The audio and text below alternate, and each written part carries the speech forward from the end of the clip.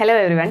So ഇന്ന് നമ്മൾ നോക്കാൻ പോകുന്നത് SCAU ശ്രീനാരായണ ഗുരു ഓപ്പൺ യൂണിവേഴ്സിറ്റിയുടെ BA English language and literature എന്നുള്ള കോഴ്സിൻ്റെ 4th സെമ്മിലുള്ള ആൻസിലറി കോഴ്സായിട്ടുള്ള ന്യൂസ് റിപ്പോർട്ടിംഗ് ആൻഡ് എഡിറ്റിംഗ് എന്നുള്ള സബ്ജക്റ്റിൻ്റെ 3ാമത്തെ ബ്ലോക്കായിട്ടുള്ള സ്പെഷ്യലൈസ്ഡ് റിപ്പോർട്ടിംഗ് എന്നുള്ള ബ്ലോക്കിലെ ആദ്യത്തെ യൂണിറ്റ് ആയിട്ടുള്ള ഫീച്ചേഴ്സ് ആൻഡ് ഇൻ്റർവ്യൂസ് എന്നുള്ള യൂണിറ്റാണ്. ഇതിന് മുന്നേ ഉള്ള ബ്ലോക്കുകളുടെയും യൂണിറ്റുകളുടെയും എല്ലാം വീഡിയോ നമ്മൾ അപ്ലോഡ് ചെയ്തിട്ടുണ്ട്. ആവശ്യമുള്ളവരാണെന്നുണ്ടെങ്കിൽ അത് കണ്ടു നോക്കാം. സോ ഈ ഒരു ബ്ലോക്കിൽ ഫീച്ചേഴ്സിനെ കുറിച്ചും ഇൻ്റർവ്യൂസിനെ കുറിച്ചുമാണ് നമുക്ക് പഠിക്കാനുള്ളത്. സോ ആദ്യം തന്നെ എന്താണ് ഫീച്ചർ എന്നുള്ളതാണ് നമുക്ക് പഠിക്കാനുള്ളത്. 2 ടോപ്പിക്കായിട്ട് ഡിവൈഡ് ചെയ്തിട്ടാണ് നമുക്ക് പഠിക്കാനുള്ളത്. എന്താണ് ഫീച്ചർ എന്നുള്ളതും എന്താണ് ഇൻ്റർവ്യൂസ് എന്നുള്ളതും. സോ ഫീച്ചർ എന്ന് പറഞ്ഞു കഴിഞ്ഞാൽ a piece of writing about a real thing, person, incident or anything എന്നുള്ളതാണ്. അതായത് നമ്മളൊരു പീസ് ഓഫ് റൈറ്റിംഗ് ഒരു കാര്യത്തിനെ കുറിച്ചോ ഒരു സാധനത്തിനെ കുറിച്ചോ ഒരു ഇൻസിഡൻറ്റിനെ കുറിച്ചോ അല്ലെങ്കിൽ എന്തിനെങ്കിലും കുറിച്ച് ഒരു പീസ് ഓഫ് റൈറ്റിംഗ് നമ്മൾ ചെയ്യുന്നതിനെയാണ് നമ്മൾ എന്ത് പറയുക, ഫീച്ചർ എന്നുള്ളത് ഉദ്ദേശിക്കുന്നത്. ഫീച്ചർ എന്നുള്ള വേർഡ് ലാറ്റിൻ വേർഡ് ആയിട്ടുള്ള ഫാക്ടൂറ എന്ന് പറയുന്ന വേർഡിൽ നിന്ന് വന്നിട്ടുള്ളതാണ്. Which means making from the fact, ഫാക്റ്റുകളിൽ നിന്നും നമ്മൾ എടുക്കുന്നു എന്നുള്ള രീതിക്ക് വന്നിട്ടുള്ളൊരു വേർഡാണ് ഫീച്ചർ എന്ന് പറയുന്നത്. So feature is a detailed piece of writing on any subject of interest written with a purpose and focus that differs from a news report. News റിപ്പോർട്ടിൽ നിന്നും ഡിഫർ ചെയ്യുന്ന അല്ലെങ്കിൽ വ്യത്യാസമായിട്ടുള്ള ഒരു സബ്ജക്ട് ഓഫ് ഇൻട്രസ്റ്റിൻ്റെ ബേസിൽ നമ്മൾ എഴുതുന്ന ഒരു ഡീറ്റെയിൽഡ് പീസ് ഓഫ് റിപ്പോർട്ടിനെയാണ് നമ്മൾ എന്ത് പറയുക, അല്ലെങ്കിൽ ഒരു റൈറ്റിങ്ങിനെയാണ് നമ്മൾ എന്ത് പറയുക, ഫീച്ചർ എന്ന് പറയാം. ഓക്കെ, ദെൻ നിങ്ങൾക്ക് എക്സാമ്പിൾസ് ഒക്കെയാണ് തന്നിരിക്കുന്നത്.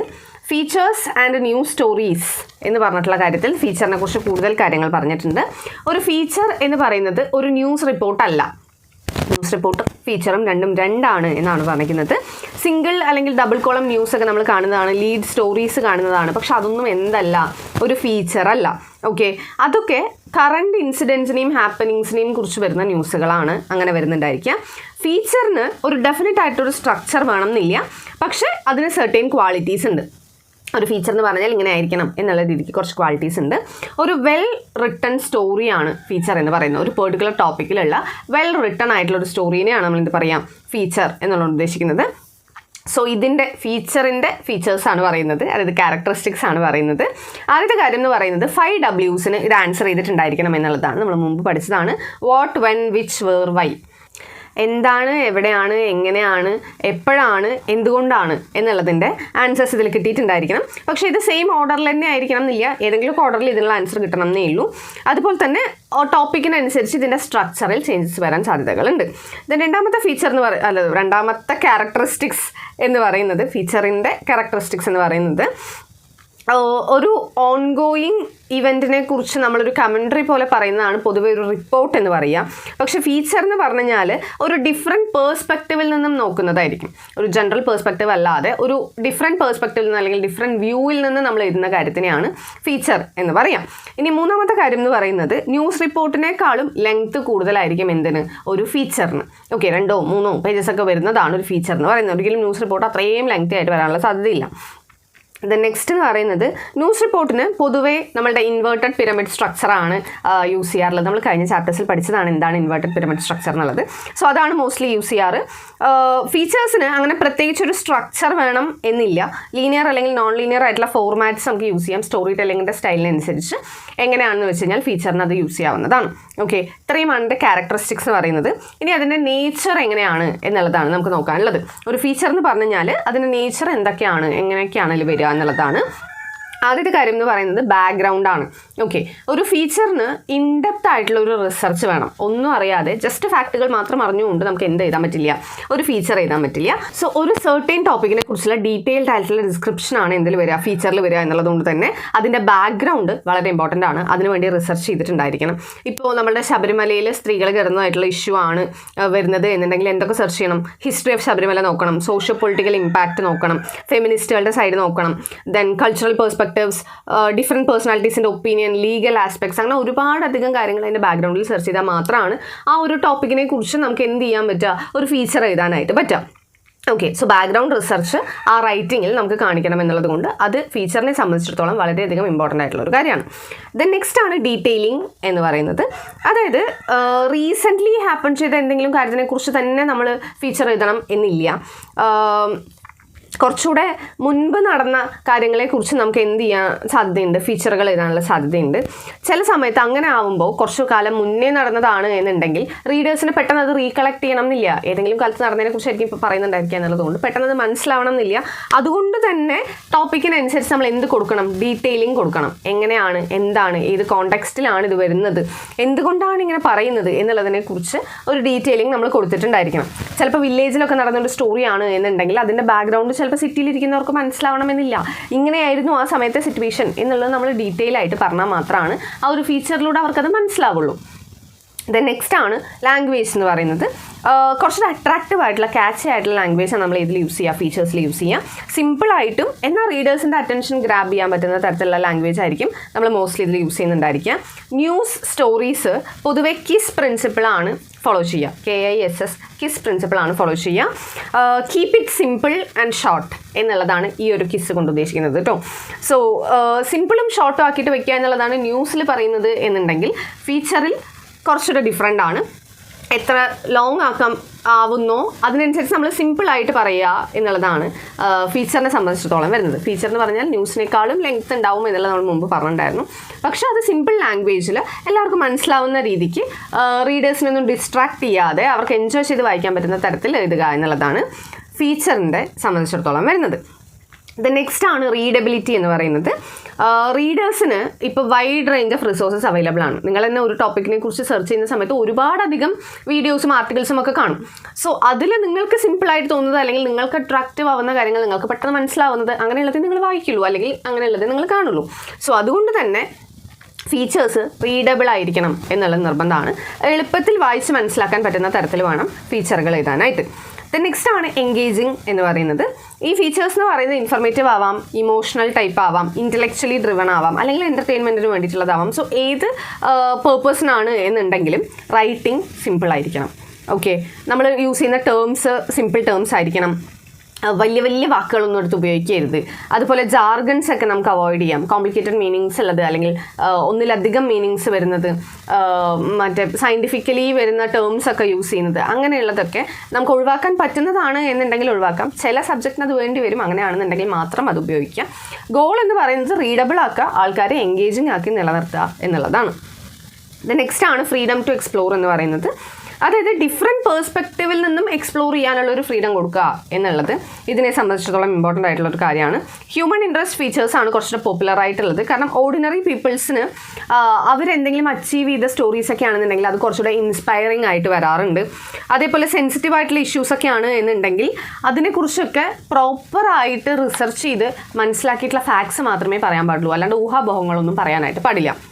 ഓക്കെ, ഇപ്പോൾ ഫോർ എക്സാമ്പിൾ നിർഭയയുടെ കേസിൻ്റെ കാര്യമാണ് പറയുന്നത് എന്നുണ്ടെങ്കിൽ അത് ഡീറ്റെയിൽഡ് ആയിട്ട് പ്രോപ്പറായിട്ട് ആ ഒരു ആസ്പെക്റ്റ് നോക്കിയിട്ട് വേണം എന്ത് ചെയ്യാനായിട്ട്, അതിനെക്കുറിച്ചുള്ള ന്യൂസ് എഴുതാനായിട്ട്. അല്ലെങ്കിൽ എൻ്റെ ഊഹത്തിൽ ഇങ്ങനെയാണ് എന്ന് പറഞ്ഞിട്ട് എഴുതി വെക്കാനായിട്ട് പാടില്ല. ഓക്കെ, നെക്സ്റ്റ് ആണ് ആംഗിൾ എന്ന് പറയുന്നത്. എല്ലാ ഫീച്ചേഴ്സിനും അതിൻ്റെതായിട്ടുള്ളൊരു ആംഗിൾ ഉണ്ട്. റൈറ്റർക്ക് എല്ലാം കവർ ചെയ്യാൻ പറ്റണം എന്നില്ല. സോ ഏതെങ്കിലും ഒരു സ്പെസിഫിക് ആംഗിളിൽ നിന്നായിരിക്കും അവർ എന്ത് ചെയ്യുന്നുണ്ടായിരിക്കുക, ആ ഒരു ഫീച്ചറിനെ കവർ ചെയ്യുന്നുണ്ടായിരിക്കാം.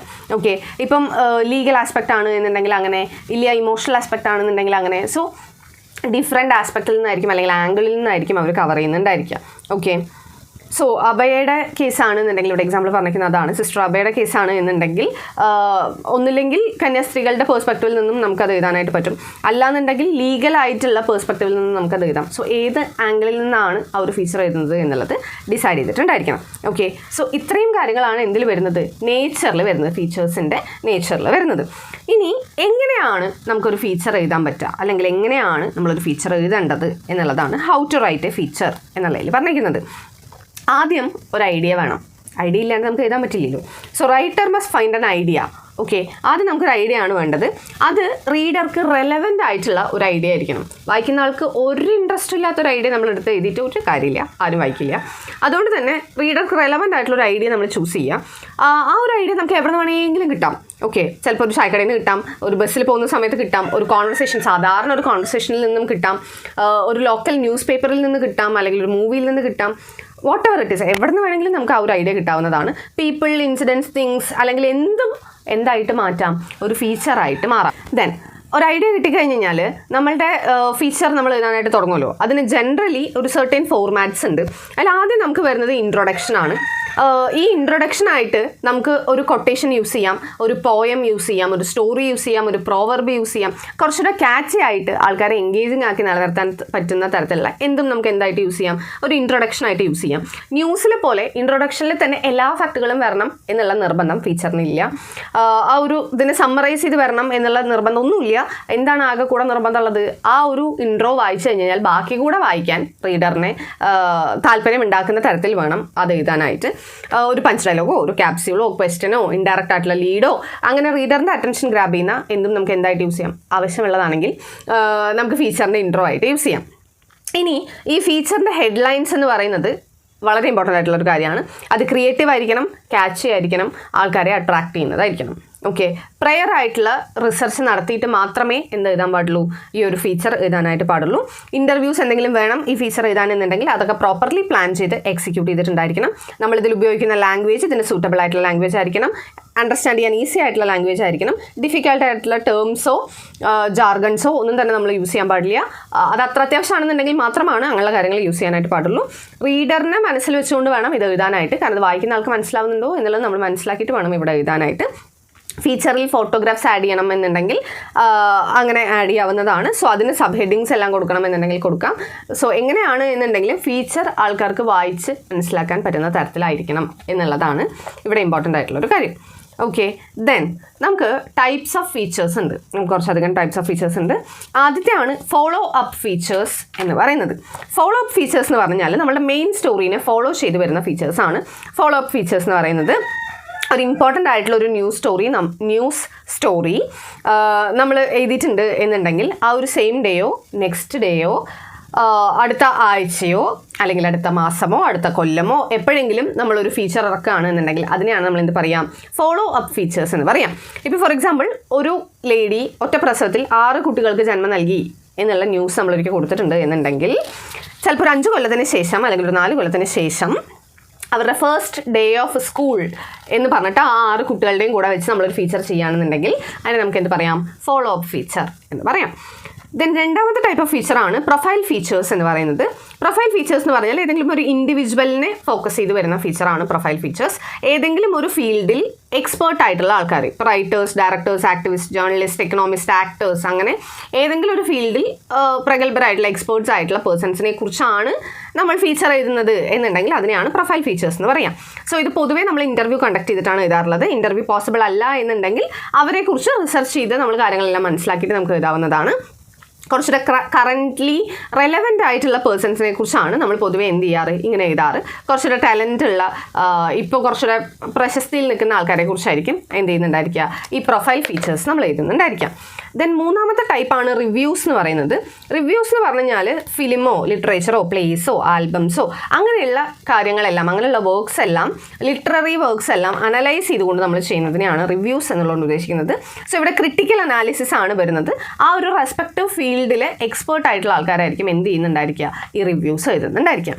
ദെൻ നെക്സ്റ്റ് ആണ് ഹ്യൂമൻ ഇൻട്രസ്റ്റ് ഫീച്ചേഴ്സ് എന്ന് പറയുന്നത്. നാലാമത്തെ ആണ് ഹ്യൂമൻ ഇൻട്രസ്റ്റ് ഫീച്ചേഴ്സ് എന്ന് പറയുന്നത്. സോ ഇവിടെ ഹ്യൂമൻ ഇൻട്രസ്റ്റിൽ അല്ലെങ്കിൽ അവരുടെ ഇമോഷൻസിനാണ് ഇമ്പോർട്ടൻസ് കൊടുക്കുന്നുണ്ടായിരിക്കുക.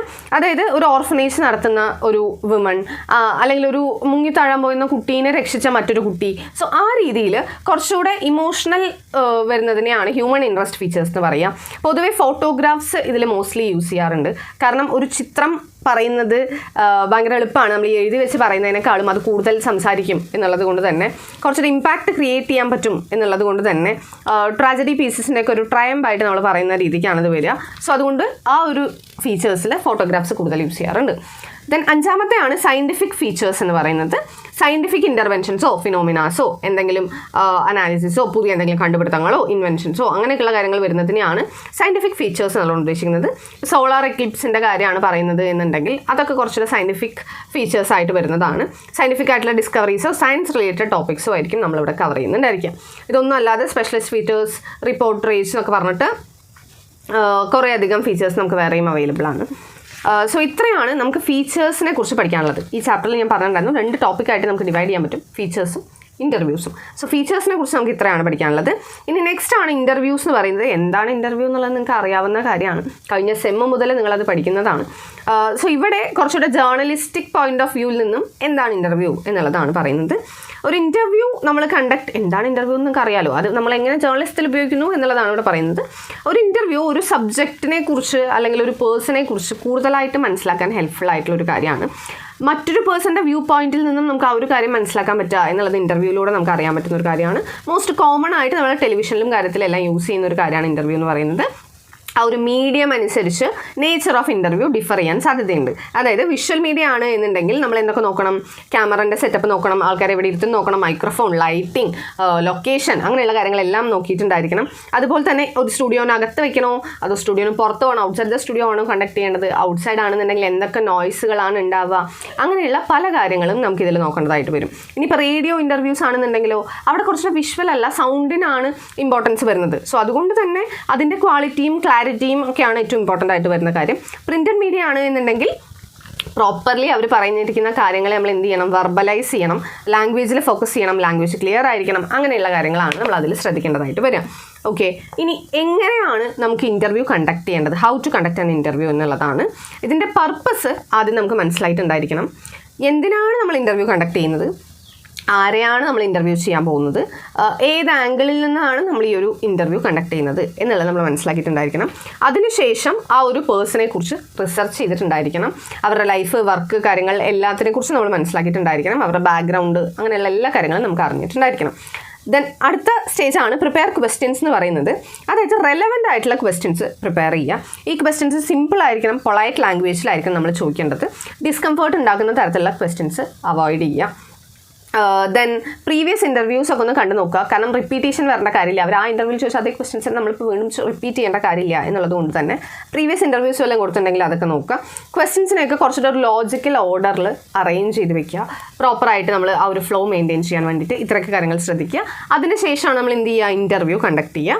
അതിന് പ്രോപ്പറായിട്ടൊരു ഡേറ്റ് ഷെഡ്യൂൾ ചെയ്യുക. കംഫർട്ടബിൾ ആയിട്ടുള്ളൊരു ലൊക്കേഷൻ നമ്മൾ ചൂസ് ചെയ്തിട്ടുണ്ടായിരിക്കണം. കമ്മ്യൂണിക്കേഷൻ സ്കിൽ അവിടെ ഭയങ്കര ക്രൂഷ്യലാണ്. കാരണം പ്രോപ്പറായിട്ട് അവർക്ക് കമ്മ്യൂണിക്കേറ്റ് ചെയ്ത് കംഫർട്ടബിളാക്കി ഇരുത്തിയിട്ട് ക്വസ്റ്റ്യൻ ചോദിച്ചിട്ടുണ്ടായിരിക്കണം. ദെൻ റിപ്പീറ്റേഷൻ അവോയ്ഡ് ചെയ്യുക. കുറച്ചുകൂടെ ക്ലിയർ ആയിട്ട് കൺസൈസ് ആയിട്ട് ക്വസ്റ്റ്യൻസ് ചോദിക്കുക. അവർ പറയുന്നത് പേഷ്യൻ്റ്ലി നമ്മൾ കേട്ടിരിക്കുക, ക്ഷമയോടെ കേട്ടിരിക്കുക. ഇമ്പോർട്ടൻ്റ് ആയിട്ടുള്ള പോയിന്റ്സ് ഉണ്ടെന്നുണ്ടെങ്കിൽ അത് നോട്ട് ഡൗൺ ചെയ്യുക. കുറച്ചുകൂടെ പ്രൊഫഷണൽ ആയിട്ട് ബിഹേവ് ചെയ്യുക. Then face to face interviews ആണ് കുറച്ചുകൂടെ ഐഡിയൽ ആയിട്ടുള്ളത്. അതല്ലാന്നുണ്ടെങ്കിൽ ഫോണോ മെയിൽ ഇൻ്റർവ്യൂസോ എന്തെങ്കിലും നമുക്ക് യൂസ് ചെയ്യാവുന്നതാണ്.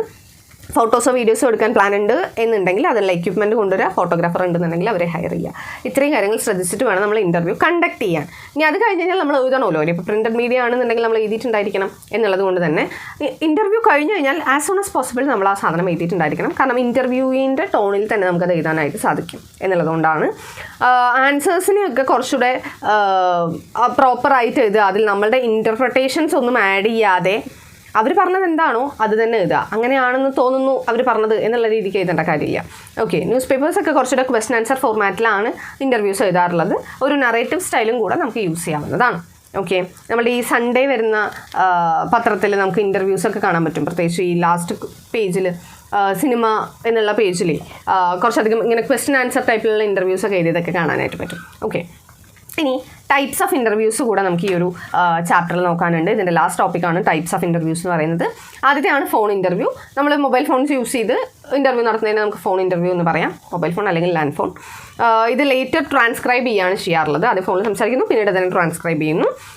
ഇൻ്റർവ്യൂവറും ഇൻ്റർവ്യൂയും നല്ല ഡിസ്റ്റൻസിലാണ് ഇരിക്കുന്നത് എന്നുണ്ടെങ്കിൽ എന്ത് യൂസ് ചെയ്യാം, ഈ ഒരു ഫോൺ ഇൻ്റർവ്യൂസ് യൂസ് ചെയ്യാം. അല്ലെങ്കിൽ വേറെ എന്തെങ്കിലും ഇൻകൺവീനിയൻസ് ഉണ്ട്, വരാൻ പറ്റില്ല, നേരിട്ട് കാണാൻ പറ്റില്ല എന്നാണെന്നുണ്ടെങ്കിൽ ഫോൺ ഇൻ്റർവ്യൂസ് നമുക്ക് യൂസ് ചെയ്യാവുന്നതാണ്. ടെക്നിക്കൽ ഇഷ്യൂ ഇല്ലാത്തിടത്തോളം കാലം, അത്യാവശ്യത്തിന് റേഞ്ച് ഉണ്ട്, കുഴപ്പമൊന്നുമില്ല എന്നുള്ള അവസ്ഥയാണെന്നുണ്ടെങ്കിൽ ഇറ്റ് ക്യാൻ ബി എഫക്റ്റീവ്. അല്ലാന്നുണ്ടെങ്കിൽ ബുദ്ധിമുട്ടാണ്, പറയുന്നത് പകുതി കേൾക്കില്ല. ദെൻ കുറച്ചുകൂടെ റാപ്പൗട്ട് ബിൽഡ് ചെയ്യുക എന്നുള്ളത് ഇവിടെ ഇമ്പോർട്ടൻ്റ് ആയിട്ടുള്ളൊരു കാര്യമാണ്. കാരണം നമുക്ക് ഒരിക്കലും അവരെ നമ്മൾ നേരിട്ട് കാണുന്നില്ല, അവരുടെ എക്സ്പ്രഷൻസ് ഒന്നും നമ്മൾ കാണുന്നില്ല.